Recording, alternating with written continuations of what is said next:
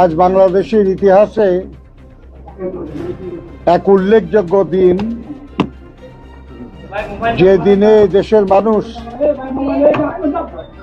নতুন করে পুনরায় এ দেশে গণতন্ত্রের পরীক্ষিত শক্তি বিএনপিকে রাষ্ট্র পরিচালনার দায়িত্ব অর্পণ করার বিষয়টি মোটামুটি নিশ্চিত হতে পেরেছে। এই ব্যাপারে পরম করুণাময় আল্লাহ তাআলার কাছে কৃতজ্ঞতা এবং জনগণের প্রতি ধন্যবাদ জানাবেন আমাদের দলের চেয়ারম্যান জনাব তারেক রহমান।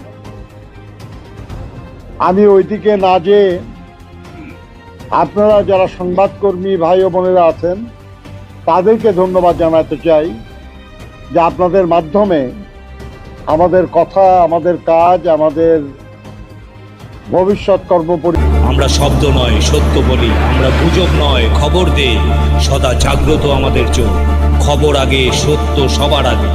বাহাদুর লাইভ নিউজ একটি নিরপেক্ষ, নির্দলীয়, আন্তর্জাতিক সোশ্যাল মিডিয়া। সত্য জানুন, সচেতন থাকুন। আল্লাহ হাফিজ।